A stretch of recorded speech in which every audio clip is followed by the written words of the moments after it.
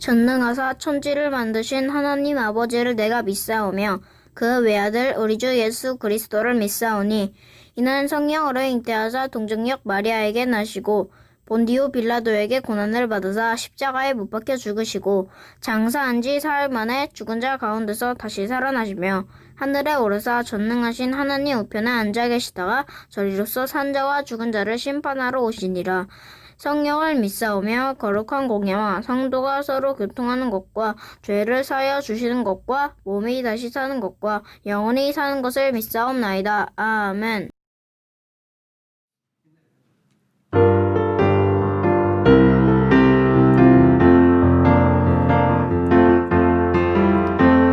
내게 한결같은 사랑 베푸시는 하나님, 주님께 찬송해요, 주님께 기도해요, 주님께 내 삶을 드려요. Everyday 두 손을 모아요, 주 음성 들어요. Everyday 주 앞에 나가요. Everyday 주 함께 걸어요, 주만을 지혜요. Everyday 주님 안에 나의 길 있죠. Everyday 두 손을 모아요, 주 음성 들어요. Everyday 주 앞에 나가요. Everyday 주 함께 걸어요, 주만을 지혜요. Everyday 주님 안에 나의 길 있죠.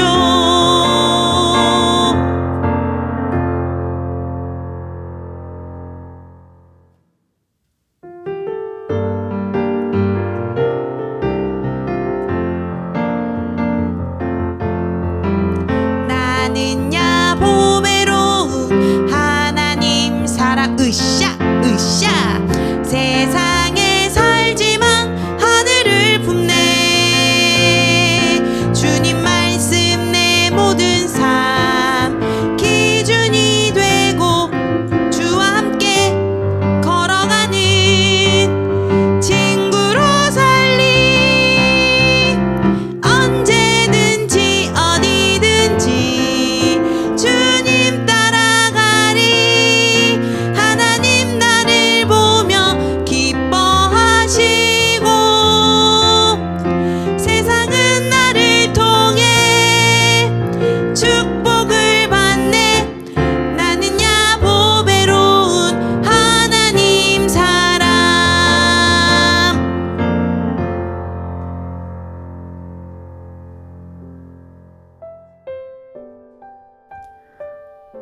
오늘의 말씀은 요한복음 2장 1절에서 11절 말씀입니다. 사흘째 되던 날 갈릴리 가나에 혼례가 있어 예수의 어머니도 거기 계시고 예수와 그 제자들도 혼례의 청함을 받았더니 포도주가 떨어진지라.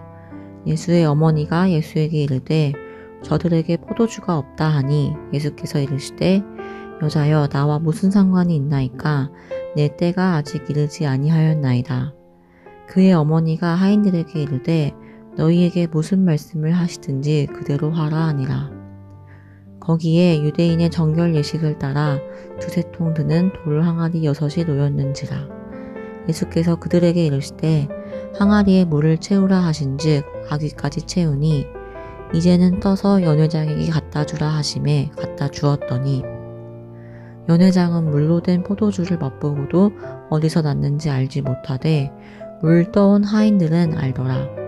연회장이 신랑을 불러 말하되 사람마다 먼저 좋은 포도주를 내고 취한 후에 낮은 것을 내거늘 그대는 지금까지 좋은 포도주를 두었도다 하니라.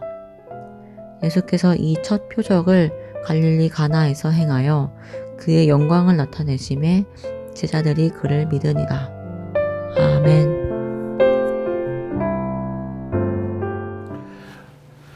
만나서 반갑습니다. 2021년 새로운 해 첫 번째 주일입니다. 여러분들 한 살씩 더 먹었네요.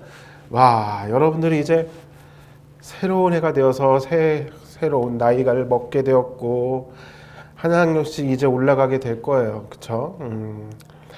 새해가 되었지만 뭔가 새해스럽지 않은 뭔가 그런 기분을 느끼고 있는 분이 계신가요? 오늘 우리 예수님의 이야기를 통해서 우리를 새롭게 하시는 그분에 대해서 좀 알아보고자 해요. 오늘 말씀은 예수님께서 첫 번째 표적을 일으키신 사건을 기록하고 있습니다. 요한복음 2장 11절은 이렇게 기록되어 있어요. 예수께서 이 첫 표적을 갈릴리 가나에서 행하여 그의 영광을 나타내심에 제자들이 그를 믿으니라. 요한복음을 기록한 사람은 첫 표적이라고 쓰고 있어요. 표적. 표적이란 말 무슨 뜻인지 좀 어렵죠. 표적이 무슨 뜻이냐? 사인, 영어로 하면 사인이라는 거예요. 무언가를 알리기 위한 표시라고 볼 수 있는 거죠. 표시가 되는 기적. 그게 바로 이 표적이에요. 그건 뭔가 한번 봅시다. 예수님께서 초대받으셨습니다. 어디에? 혼인잔치, 결혼식에 초대받으셨어요. 유대인들은 이 결혼식을 꽤 길게 가집니다. 목사님이 예전에 제주도에서 살았던 적이 있는데 제주도에서도 결혼식을 한 3일 동안 해요. 왜냐하면 거기는 섬이니까 멀리서 오시는 분도 있다 보니까 그런 것 같은데 하여간 결혼식 진행 날짜가 3일이에요. 그래서 막 여러 사람들 와갖고 같이 잔치하고 막 그래요. 유대인들도 그런 식으로 좀 길게 혼인잔치를 합니다. 그래서 여러 사람들이 초대해요. 지금이야 뭐 비행기 타러 슝 갈 수 있지만 그 당시에는 뭐 나귀를 탄다든지 아니면 뭐 걸어서 가야 되기도 하니까 이동 시간도 많이 걸리고 그러다 보니까 이 결혼식을 좀 길게 잡는 경향이 있었어요. 어쨌든 예수님께서 그 결혼식에 갔는데 예수님만 간 게 아니라 원래는 예수님의 어머니 마리아가 초대를 받았고 그 다음에 예수님과 그리고 예수님을 따르는 제자들도 함께 초대받은 거예요. 그래서 이 결혼식에 갔는데 요한복음 2장 3절에 보니까 뭐라고 기록되어 있느냐? 포도주가 떨어진지라 라고 되어 있어요. 포도주는 되게 중요한 거예요. 유대인들에게 있어서는 포도주는 상징하는 게 있거든요. 이 상징이 어떤 의미가 있냐면은 결혼식이니까 누가 있겠어요? 신랑과 신부. 이 신랑과 신부가 서로 행복하게 그 기쁨이 오래 가라라는 의미에서 포도주를 나누는 거예요. 그래서 이 포도주에는 기쁨의 의미가 담겨져 있는 거예요. 그런데 그 포도주가 지금 아직 혼인 예식이 다 끝나기도 전인데 포도주가 떨어졌대요. 그럼 그에게 무슨 의미가 될까요? 니들의 행복은 기쁨은 금방 끝날 거야. 뭐 이런 의미도 되는 거죠. 그러니까 어떤 일이 벌어졌어요? 비상이 걸렸어요. 어떻게든 포도주를 결혼식이 끝날 때까지 이 혼인 잔치가 끝날 때까지 유지시켜야 되는 거예요. 그래서 어떻게든 포도주를 공급해 와야 돼요. 어디서 갖고 와야 돼요. 자, 그런데 여기서 예수님의 어머니 마리아가 특이한 말과 행동을 하게 하는 것을 봅니다. 어떠한 특이한 말과 행동을 하냐? 예수님에게 가셔서 이렇게 말씀하세요. 예수의 어머니가 예수에게 이르되 저들에게 포도주가 없다 하니. 저들에게 포도주가 없다라고 얘기하세요. 그래서요? 예수님이 뭐 포도원 과수원 감당하는 부자도 아니잖아요. 주인도 아니잖아요. 게다가 예수님은 포도 농사하는 사람도 아니고 포도주 거래하는 상인도 아니에요. 예수님은 원래 전직 뭐였어요? 목수 땅땅땅땅 하는 사람이지 포도하고는 전혀 관련이 없는 분이에요. 그런데 예수님한테 가갖고 야 저기 결혼식에 잔치에 포도주가 떨어졌대더라. 뭐 우즈라고. 예수님의 반응이 바로 그거예요. 4절이에요. 예수께서 이르시되 여자여 나와 무슨 상관이 있나이까 내 때가 아직 이르지 아니하였나이다. 예수님이 지금 말씀하시는 이 뉘앙스가 되게 웃겨요. 엄마는 야 저기 포도주가 떨어졌어. 그 얘기 뭐냐면 가로 열고 어디서 좀 포도주 좀 구해봐봐 라는 뜻이라면, 예수님은 지금 같은 이야기와 같은 상황을 놓고 무슨 생각하시냐면은 내 때라는 거예요. 예수님이 생각하시고 있는 때가 따로 있다라는 거예요. 무슨 때일까요? 그렇게 퉁명스럽게 말씀하신 예수님, 우리가 생각할 때는 마냥 효자일 것 같은 예수님이 어머니의 얘기에 대해서 별로 그렇게 탐탁지 않게 아직 제 때가 되지 않았는데요 라고 얘기합니다.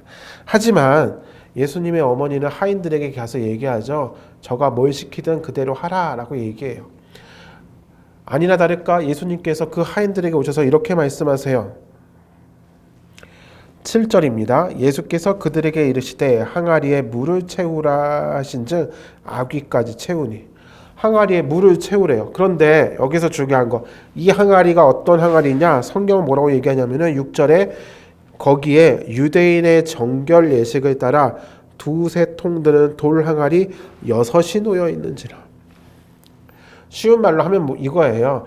유대인들은 밖에 나갔다가 집으로 돌아오면 반드시 발을 닦아야 돼요.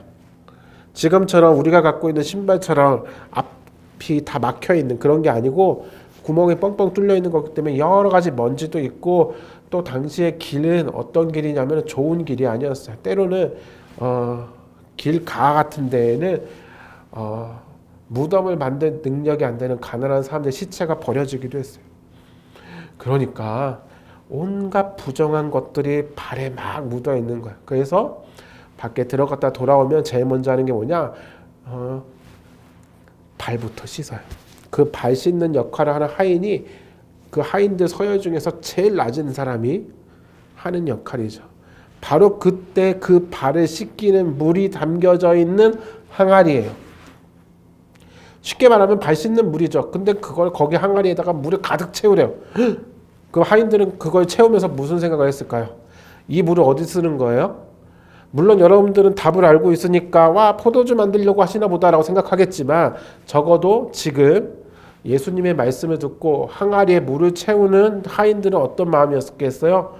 손님이 또 오나 봐. 엄청 오나 봐. 이걸 다 채우래. 와 하는 거죠.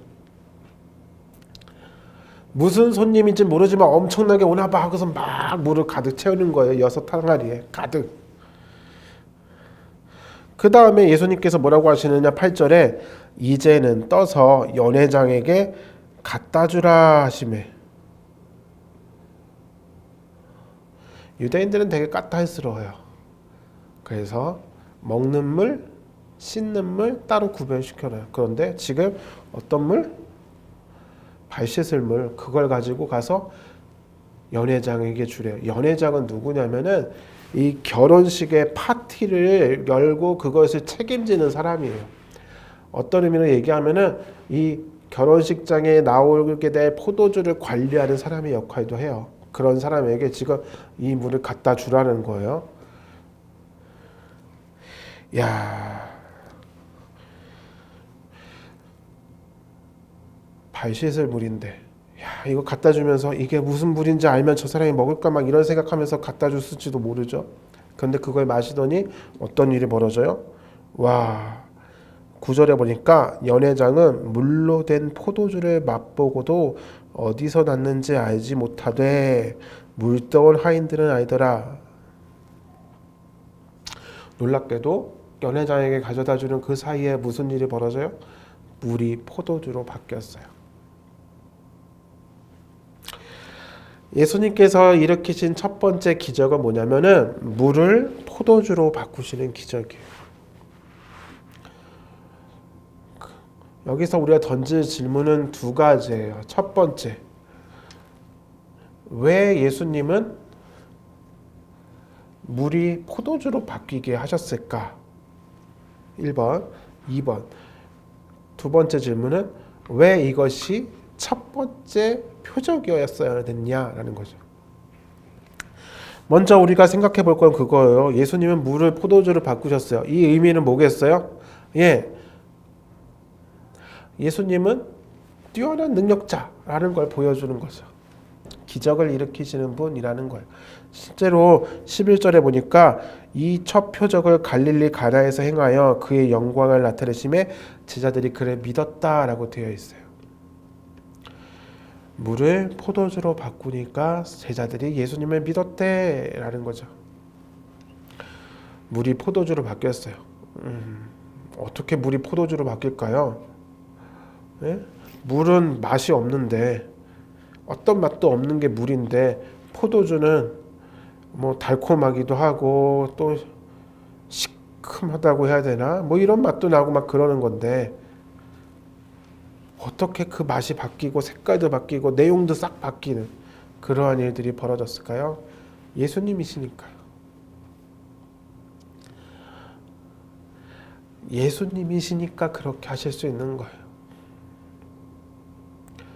자, 그런데 우리는 여기서 한 가지 생각해 볼 게 있어요. 예수님이 첫 번째로 사단에게 받으셨던 시험이 뭔지 혹시 기억나시나요? 예수님이 광야에서 40일 동안 굶주리시는 가운데 사단에게 첫 번째 시험을 받는 게 뭐냐면은 돌을 떡으로 바꾸라는 거였어요. 그때 예수님이 돌을 떡으로 바꾸셨나요? 아니요, 안 바꾸셨어요. 왜? 예수님이 말씀하시죠. 사람이 떡으로만 사는 게 아니라 하나님의 입에서 나오는 말씀으로 살 것이니라 하면서 안 바꾸셨어요. 그런데 오늘 예수님께서 물을 포도주로 바꾸셨어요. 그 얘기는 뭐예요? 돌을 떡으로 바꿀 능력이 없으셔서 안 한 게 아니라 할 수 있지만 하지 않으셨어요. 왜? 자기 배를 채우기 위해서 하지 않으시는 분이 바로 예수님이세요. 예수님이 지금 물을 포도주로 바꾸신 거는 예수님을 위해서, 오늘 술이 좀 땡기는다면서 막 마시기 위해서 만든 게 아니었어요. 저 발 씻을 물을 마실 수 있는 음료수로 바꾸자, 나를 위해서, 갈증이 나니까. 그게 아니었어요. 예수님께서 물을 포도주로 바꾸신 것은 지금 이 결혼을 하고 있는 이 신랑과 신부의 기쁨을 더 기쁘게 해주기 위해서예요. 제대로 계산도 못하고 양도 충분하지 못하고 포도주 이제 끝났네, 야 이제 망했네, 그게 아니라 그들의 기쁨을 배가시키고 그들의 기쁨을 연장시켜 주시는 거였어요. 자기를 위해서가 아니라 저들을 위해서죠. 그래요. 예수님께서 물을 포도주로 바꾸신 이유는 바로 그거예요. 예수님이 하나님이심을 나타내는 것이었어요. 예수님이 물이라고 하는 것을 전혀 새로운 존재로 바꾸실 수 있는 분이심을 나타내는 게 바로 이 첫 번째 표적에 담겨진 의미입니다. 내가 누구야? 라고 드러내신 거죠. 또한 두 번째로 우리가 생각해 볼 게 뭐라고 했어요? 왜 첫 번째 표적이 하필 이것이냐? 물이 포도주로 바뀌는 것이냐? 왜 물이 포도주로 바뀌었어야 됐나요? 저들의 기쁨을 연장시켜주기 위해서, 저들의 기쁨을 더 배가시켜주기 위해서라고 말했어요. 예수님이 이 땅에 오신 이유는 무엇이냐면은 하나님을 떠나 생명을 잃고 죽어가는 자들에게 새로운 생명을 주는 거예요. 새로운 생명을 주어서 그들을 회복시켜서 하나님이 그들에게 원래 맡겨주신 사명, 그것을 제대로 완수함으로 누리는 그 기쁨을 얻게 하기 위해서 이 땅에 오신 분이 바로 예수님이세요. 예수님이 만들어진 포도주를 맛보고 연회장은 얘기해요. 보통은 사람들 취하면 안 좋은 거 내놓는데 야 여기는 반대로 더 좋은 걸 내놨네 하면서 기뻐해요. 포도주가 끝난 걸 다들 알고 있었어요. 관계자들은. 그런데 그들은 이제 놀라게 돼요. 왜? 예수님이 가져온 새로운 포도주 때문에 그들의 기쁨이 계속되어요. 아주 더 기뻐하죠. 왜? 예수님은 우리에게 기쁨을 가져다 주기 위해서 오신 분이시기 때문이에요. 예수님께서 이 땅에 오셨습니다. 지난주 우리는 성탄절도 보냈어요. 예수님이 이 땅에 오신 이유가 뭐예요? 예수님이 저와 여러분의 삶 가운데 찾아오신 이유가 뭐예요? 우리를 구원하시고 우리로 하여금 다시금 하나님과 하나가 되게 하시고 하나님의 기쁨이 우리 안에 충만케 하기 위해서 이 땅에 오신 분이 바로 예수님이세요. 우리가 예수님을 믿음으로써 구원을 얻을 수 있어요. 우리는 예수님을 통해서 참된 평화와 기쁨을 맛볼 수 있어요. 바로 그 예수님이에요. 바로 그 예수님이 저와 여러분 안에 진정한 주인으로 인정받기를 원하세요. 여러분의 마음 가운데 예수님을 정말로 나의 주인으로, 나의 왕으로, 나에게 기쁨을 주시는 분으로 인정하고 받아들이고 있나요?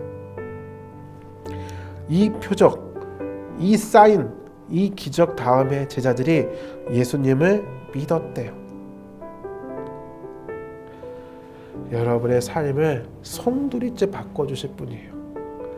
기쁨으로 가득 찬 삶으로 바꿔주실 분이에요. 하나님의 기쁨으로 가득 채워주실 분이 바로 예수님이세요. 예수님을 영접하고 예수님을 따르며 예수님과 하나가 되어서 하나님의 자녀다운 저와 여러분이 되시기를 주님의 이름으로 부탁드립니다. 기도하겠습니다. 사랑해 주님 감사합니다. 오늘도 하나님의 말씀을 듣게 하여 주시니 감사합니다. 우리 삶에 오셔서 우리를 바꿔주시고 우리를 더 가치 있는 것으로 변화시켜 주시고 우리 안에 기쁨을 회복시켜 주시고 우리를 하나님의 자녀로 하나님과 함께하는 자로 살게 하기 위하여 이 땅에 오신 예수님의 이야기를 듣습니다. 이 말씀을 듣는 모든 이들이 예수 그리스도를 구주로 영접하고 예수와 함께함이 기쁨이 될 수 있도록 슬픔이 아닌 절망이 아닌 좌절이 아닌 주님이 주시는 평강과 기쁨으로 가득한 삶이 될 수 있도록 인도하여 주시고 주님께서 보여주신 표적처럼 오늘 우리의 삶이 그렇게 변화되어서 주님과 함께 더불어 살아가는 우리 친구들 될 수 있도록 주님 인도하여 주시옵소서. 예수님의 이름으로 기도드립니다. 아멘.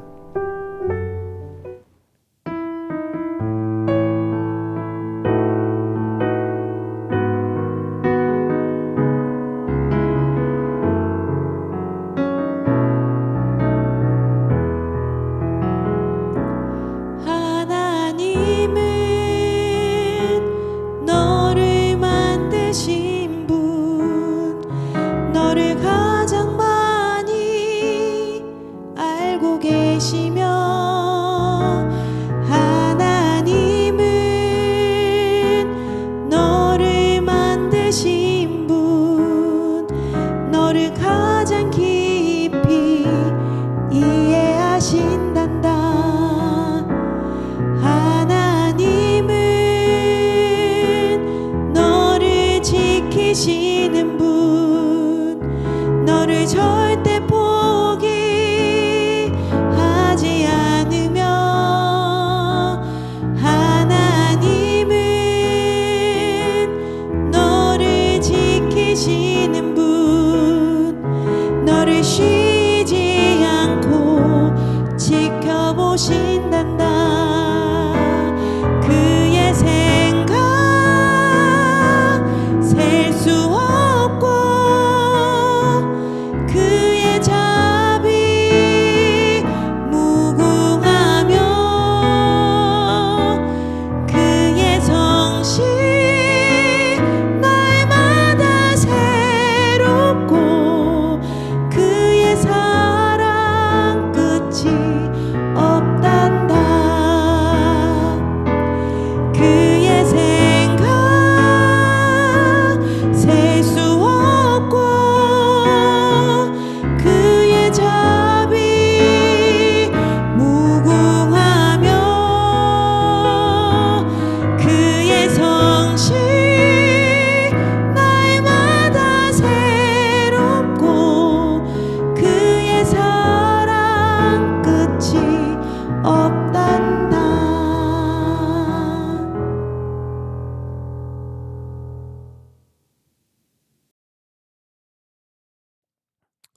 하늘에 계신 우리 아버지여, 이름이 거룩히 여김을 받으시오며 나라가 임하시오며 뜻이 하늘에서 이루어진 것 같이 땅에서도 이루어지이다. 오늘날 우리에게 일용할 양식을 주시옵고 우리가 우리에게 죄 지은 자를 사하여 준 것 같이 우리 죄를 사하여 주시옵고 우리를 시험에 들게 하지 마시옵고 다만 악에서 구하시옵소서. 나라와 권세와 영광이 아버지께 영원히 있사옵나이다. 아멘.